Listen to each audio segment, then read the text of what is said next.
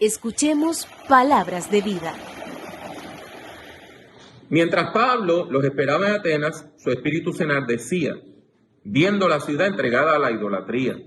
Así que discutía en la sinagoga con los judíos y piadosos, y en la plaza cada día con los que concurrían.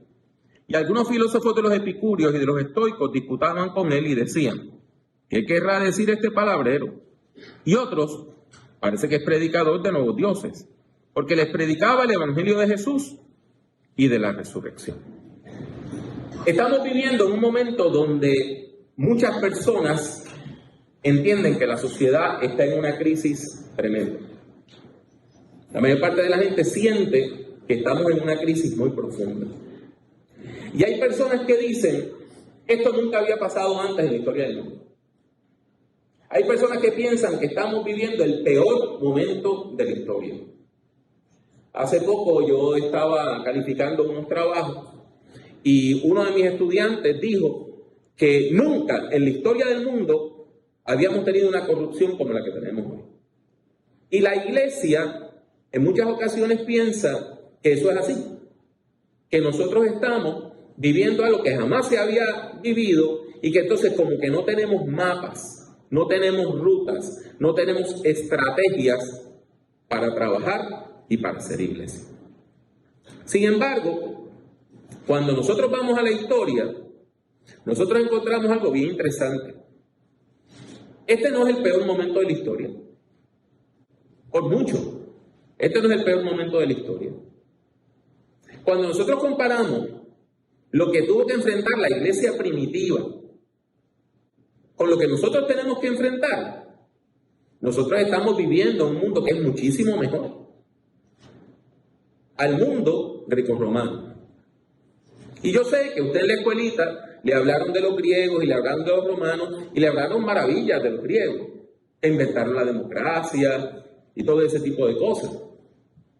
Sin embargo, probablemente no le hablaron de un montón de cosas negativas que pasaban en el primer siglo. Así que déjenme darle algunas pinceladas. En Roma la prostitución era legal y se pagaba impuestos. Nosotros no tenemos nada de eso en nuestro mundo. No hay una sola instancia en nuestro mundo donde nosotros tengamos prostitución que sea legal. En todos nuestros países, en toda América, eso es un acto de ilegalidad. Pasa lo mismo con la niñez. Era normal que se abusara sexualmente de niños y niñas menores de 12 años. Completamente normal. Y si usted era esclavo, usted se tenía que someter a lo que su amo quisiera, aunque a usted no le gustara, aunque usted no lo disfrutara. Si el amo le decía a usted le toca hacer esto, ¿sabe qué? Le tocaba. ¿Y usted a quién iba a quejarse? ¿Dónde usted se iba a quejar? Si la gente hasta discutía, se preguntaban si los esclavos tenían alma. Y podemos seguir, pero no quiero asustarles tanto. Así que solamente les voy a decir dos cositas más. En Roma, en el tiempo del primer siglo, cuando nace la iglesia, en las grandes ciudades habían clubes nocturnos donde el espectáculo no era alguien cantando, eran violaciones sexuales. Eran actos de bestialismo, de seres humanos teniendo contacto con animales. Hoy todo eso es ilegal. No hay nadie en nuestro país, en nuestro mundo, que tenga un club nocturno que diga: venga aquí y vea cómo violan a una mujer. Y entonces tenemos finalmente el Coliseo Romano. Usted ha visto las ruinas del Coliseo Romano, ¿verdad? Pues en los juegos de gladiadores era como la lucha libre. La lucha libre es coreografiada. La gente dice que es mentira. No, mentira no es, porque los golpes son de verdad, pero está coreografiada. Y antes de que empiece la pelea, ya se sabe quién va a ganar. Y ya se sabe cómo va a terminar. Era lo mismo con los gladiadores. Como se luchaba muchas veces hasta la muerte, usted no iba a poner a sus dos mejores gladiadores a pelear, Porque entonces, ¿qué pasaba? Pues entonces usted estaba perdiendo negocio. Pues, ¿qué hacía? Si había un pobre hombre que había sido condenado a muerte, le decían, usted va a morir en los juegos de gladiadores. Entonces lo disfrazaban, le ponían casco, le ponían máscara, le daban armas, y entonces traían a uno de los gladiadores profesionales y lo tiraban contra ese pobre hombre. En esta esquina, y ahí decían, de lugares desconocidos, y le ponían un nombre, ¿verdad? La bestia de Samotracia. Y era un pobre hombre que lo habían condenado a muerte. Y el gladiador, claro está, le ganaba. Y el gladiador lo mataba en público, mientras la gente comía pan y bebía cerveza. El asesinato era un entretenimiento. Por lo tanto, lo primero que yo le quiero decir es que este mundo donde nosotros estamos es muchísimo mejor que el mundo donde la iglesia nació. La expectativa de vida del niño que cumplía 1 año era 21 años. La mayor parte de la gente moría a los 40 años. ¿Sabe cuántas personas llegaban a 80 años en el primer siglo? 1 de cada 1000. Nosotros vivimos en otro mundo. Sin embargo, el hecho de que nuestro mundo sea mejor no quiere decir que no hay conflicto. Hay conflicto. Y siempre va a haber conflicto. Porque la sociedad, cualquier sociedad que sea, nunca va a vivir de acuerdo a los valores del reino de Dios. Nunca. Nunca ha habido una sociedad que haya vivido de acuerdo a los valores del reino de Dios. Y usted me va a decir, hermano Pablo, pero usted se olvida. Los años 50, 1950, que de acuerdo a las personas que estudian estas cosas, fue la década donde más gente asistía a las iglesias en Estados Unidos. Y dice, ahí teníamos una buena sociedad. De veras. Usted se olvida de los problemas de los derechos civiles en los años 50. Mucha de esa gente que iban a la iglesia venía una maestra de escuela y le decía, usted no puede votar porque no sabe leer ni escribir. Y era maestra de escuela o era bibliotecaria. ¿Por qué? Porque era negra. Y mucha de esa gente que iba a la iglesia golpeaban a las personas que estaban peleando por sus derechos, ya fueran latinas, como en el caso del movimiento de César Chávez, o afroamericanas, como en el caso de la lucha por los derechos civiles, donde estuvo involucrado Martin Luther King.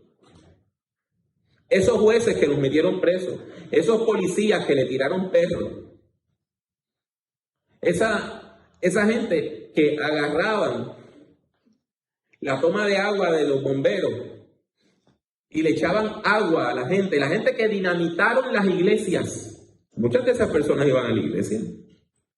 Usted no me lo cree, ¿verdad que no? ¿No me lo cree? Yo hablé con una pastora y ella me contó que ella empezó a pastorear en el 1967. Y ella me dijo que en el county donde ella estaba, en el condado donde ella estaba, habían personas quemando cruces en las casas, en la yarda, en el patio de las casas de las personas afroamericanas. Y que agarraban a personas afroamericanas y le daban paliza. Y esas personas que le prendían fuego a las cruces se vestían de blanco. Y tenían un sombrero con una punta de capirote. Y se llamaban a sí mismos el Ku Klux Klan. ¿Sabe lo que ella descubrió? Que 3 de los líderes de su iglesia, que iban todos los domingos a su iglesia, 3 eran líderes del Ku Klux Klan en ese campo. Así que no crea que las cosas necesariamente eran mejor hace un tiempo atrás. Pero habiendo dicho eso, tenemos el problema de que la iglesia siempre va a estar en conflicto con la sociedad. Y leímos el texto, ¿verdad? El texto nos dice que el apóstol Pablo, que siempre trabajaba con un equipo misionero, que siempre andaba con un equipo misionero, se separó del equipo misionero por un tiempo. Y se quedó solo, varado en Atenas. Mientras el resto de la gente del equipo misionero llegaba para poder continuar la misión. Y él se va a pasear por la ciudad de Atenas. Y recuerde, este es un mundo donde no hay televisión, no hay radio, no hay internet. Así que ¿cómo la gente se divertía? Iban a las plazas públicas a escuchar personas hablar o personas cantar. No había radio. Así que usted iba a la plaza pública, allá había una persona cantando, otro estaba tocando, allá estaban haciendo como una pequeña obra de teatro, allá estaban personas dando discursos, y así la gente se divertía. Cuando llega Pablo a Atenas, ¿qué encuentra? Que hay una gran cantidad de templos en Atenas. Hay templos enormes dedicados a los dioses grecorromanos. Había templos dedicados a los emperadores romanos. Y entonces había toda una serie de templitos, hoy le llamaríamos como capillitas o altares, a montones de dioses de distintas partes del mundo. Y entonces había finalmente como un pequeño altar, que era como una etcétera, que Pablo dice que estaba dedicado al Dios no conocido, pero en realidad decía a todos los dioses y todas las divinidades del Asia. O sea, si usted no encontraba el dios o la diosa que usted adoraba, o los dioses que usted adoraba, por la mayor parte de la gente adoraba más de uno, en el resto de los templos podía llegar a ese altar, y ahí era como a quien puede interesar.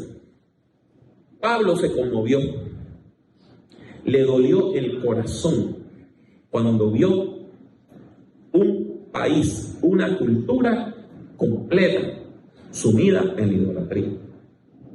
Dependiendo de la traducción que usted lea de la Biblia, va a decir que se sintió triste, se sintió dolido, se sintió indignado. Pero ese es el punto. El punto es que se conmovió al ver aquello. Y comenzó a predicar. Entonces la gente se preguntaba que quién era él. Predicador de dioses nuevos. ¿Vieron? Dioses. Porque ellos siempre pensaban que habían más de un dios. Y los dioses eran intercambiables, ¿saben? Si usted era griego, iba a Egipto y usted decía, no, yo adoro tal dios en Grecia. Y dice, pues aquí a ese dios se le llama tal. Entonces se establecía equivalencia entre las divinidades. Y le da la oportunidad a Pablo de predicar. Yo quiero llamar su atención entonces a la estrategia que utiliza Pablo. Pablo se puso en medio del Areópago y tomó la palabra. Ciudadanos atenienses, observo que ustedes son sumamente religiosos en todo lo que hacen. Y eso es cierto. Los romanos eran bien religiosos. Los romanos oraban muchísimo, ¿sabes? Hasta en el mercado a veces iban y había una señora que representaba a la diosa buena, a la bona dea. Y la gente le oraba. Y le ponían flores, y le ponían incienso. Y los romanos eran bien supersticiosos, los griegos y los romanos eran bien supersticiosos. Y siempre estaban pendientes de que, mira, pasó un pájaro negro, no podemos hacer esta batalla. Siempre estaban buscando augurios. Y Pablo correctamente dice, ustedes son muy religiosos. Versículo 23, al pasar y fijarme en sus lugares sagrados, encontré incluso un altar con esta inscripción, a un Dios desconocido. Pues bien, eso que ustedes adoran como algo desconocido es lo que yo les anuncio. O sea que él lo que hace es que entra en diálogo con esa cultura corrupta. Pablo no empieza a decir, todos ustedes se van a ir al infierno. Pablo no empieza a decir, vamos a pasar una ley para que la idolatría sea ilegal. Pablo no dice eso. Pablo no les habla con desdén como diciendo, sigan así, ustedes se van para el infierno, pero yo me voy para el cielo. Yo no sé para dónde se va, pero yo voy para el cielo. Pablo entra en diálogo con ellos para enseñarles, para sacarlos de la ignorancia y llevarles al conocimiento de la verdad en Cristo Jesús. El Dios que hizo el mundo y todo lo que hay en él es el Señor del cielo y de la tierra. No vive en templos construidos por hombres. Así que todo esto que ustedes tienen aquí es inútil. Porque los griegos y los romanos pensaban que habían santuarios centrales y ahí era que estaba el Dios. Versículo 25, ni se deja servir por manos humanas como si necesitara de algo.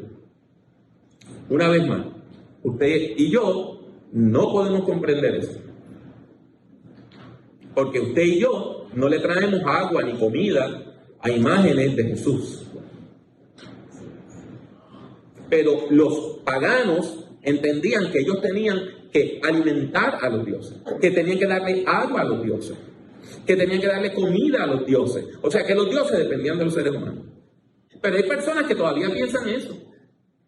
Hay personas que piensan que usted tiene que darle cosas aún al Dios de Jesucristo.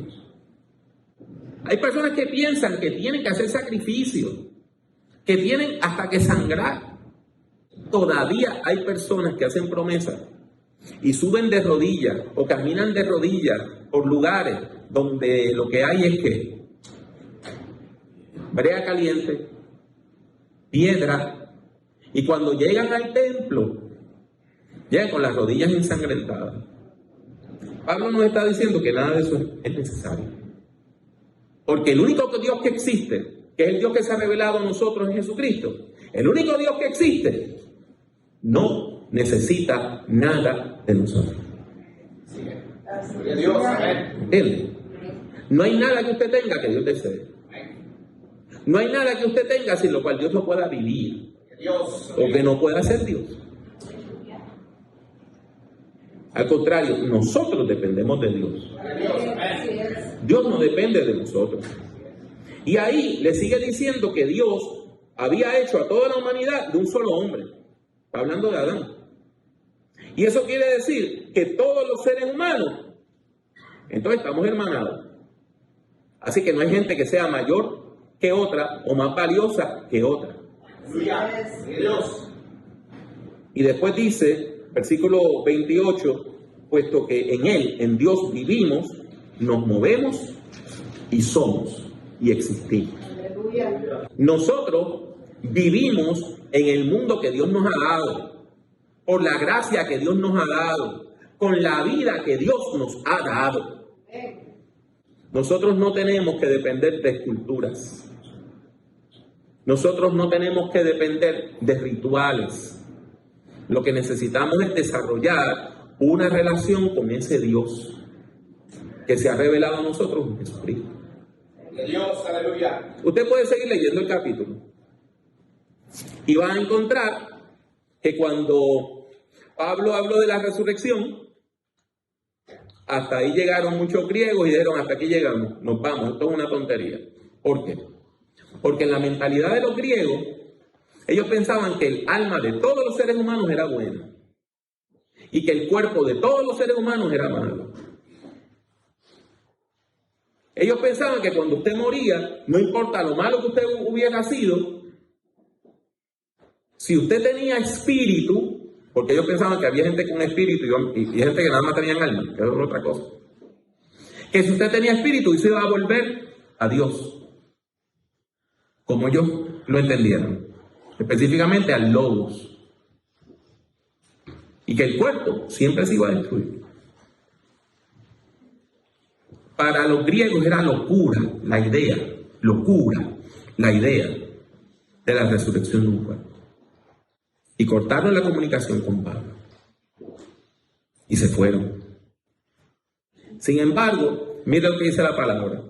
Que algunas personas se unieron a Pablo y creyeron. Entre ellos estaba Dionisio, miembro del Areópago, también una mujer llamada Damaris y otros más.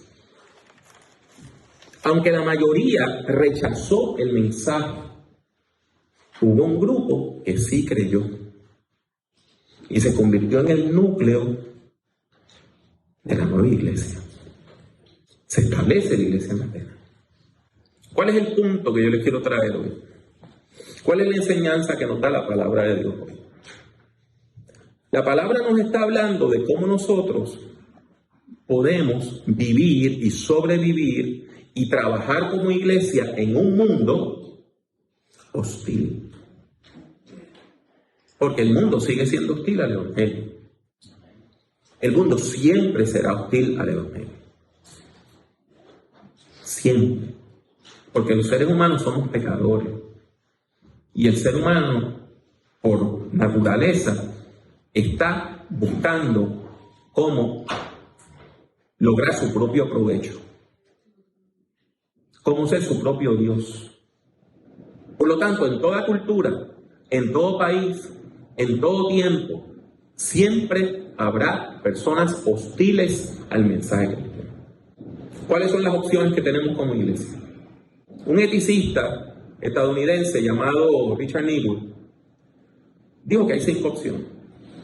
Una de las opciones es sencillamente ver a la iglesia como algo que siempre está en contra de la cultura y la cultura siempre está en contra de la iglesia y vivir en una batalla constante entre iglesia y la cultura. Y hay muchas iglesias que viven así. Hay mucha gente que vive así. Siempre viendo a la sociedad como enemiga. Y eso lleva a que mucha gente de la sociedad vea a la iglesia como enemiga. Y esa es una batalla que al final nos hace daño tanto a personas cristianas como no cristianas. Hay personas que quieren que la fe esté debajo de la cultura. ¿Qué quiere decir?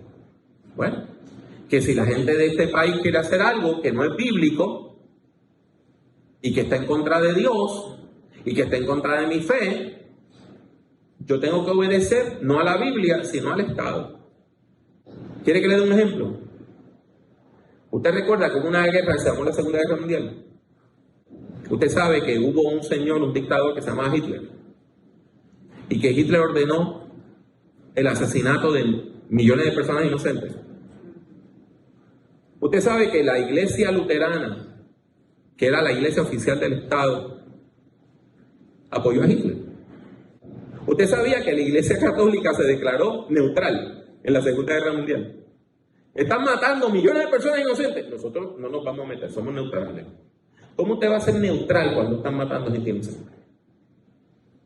Por lo tanto, eso de que la fe esté debajo de la cultura no funciona. En los países islámicos se han ido al otro extremo.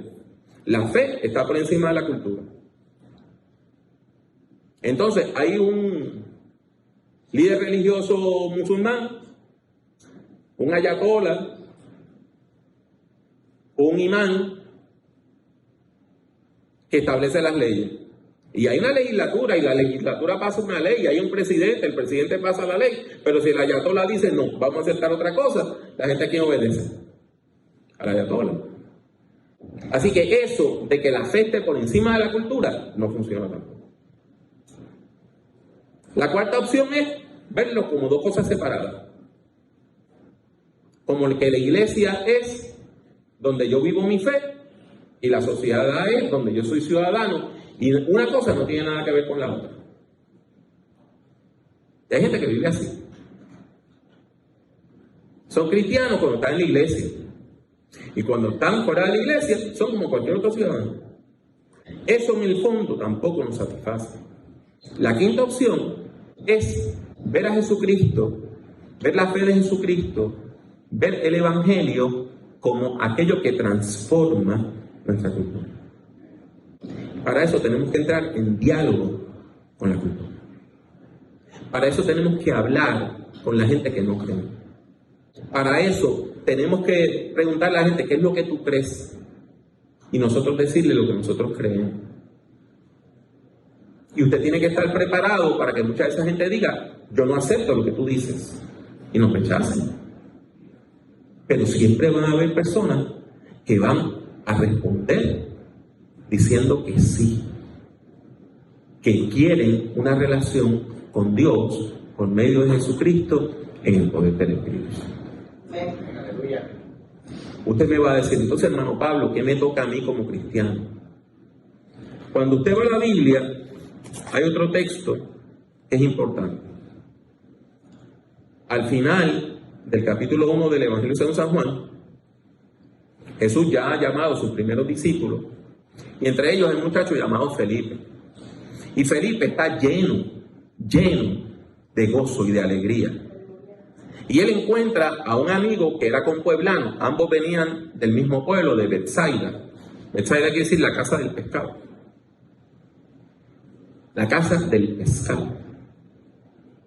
Entonces, él va y le dice a este muchacho, a Natanael, a su compueblano, a su paisano: hemos encontrado a Jesús de Nazaret, el hijo de José, aquel de quien escribió Moisés en la ley y de quien nos escribieron los profetas. Y le testifica que Jesús es el Señor.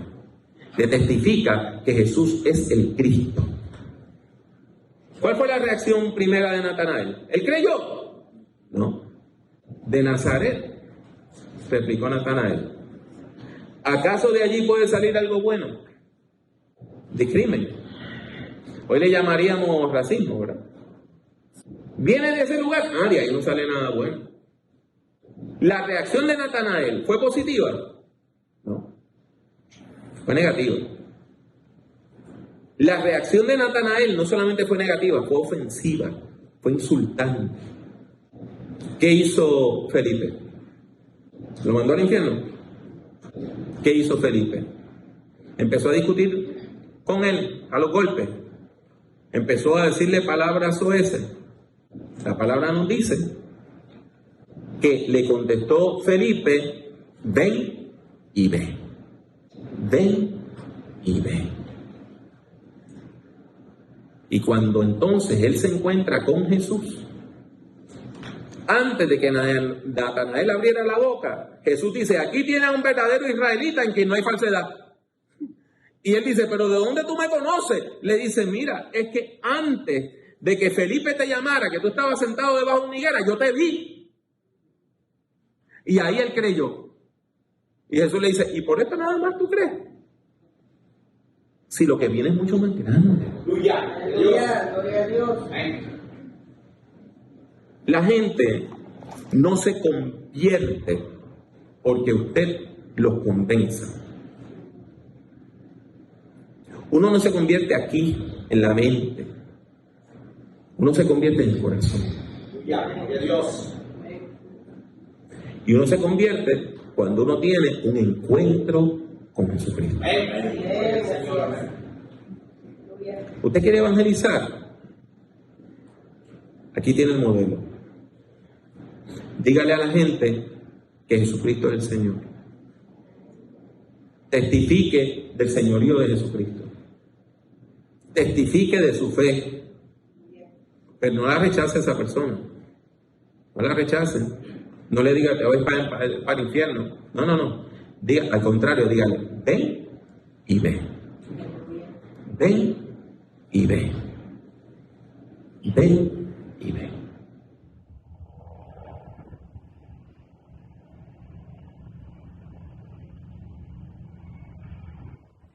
Habiendo escuchado el testimonio de la palabra de Dios, vamos a orar. Oremos juntos. Santo, santo, santo Dios, gracias te damos porque tú nos permites conocerte y hablar de ti. Pon el fuego de tu Santo Espíritu en nuestro corazón para que nosotros tengamos compasión de la gente que se está perdiendo y le hablemos de ti con amor para que tú puedas transformar sus corazones, sanarles y salvarles. En el nombre de Jesús. Amén. Damos gracias a Dios por la oportunidad de compartir con ustedes este encuentro de adoración y predicación, esperando que haya sido de bendición a su vida. Le exhortamos a que continúe respaldando este ministerio. Le recordamos que todos los jueves a las 7:30 hora de Orlando tenemos nuestros momentos de oración en vivo por Facebook y YouTube. Únase en oración. Esperamos contar con su sintonía la próxima semana y nos despedimos deseando que Dios le bendiga de manera especial.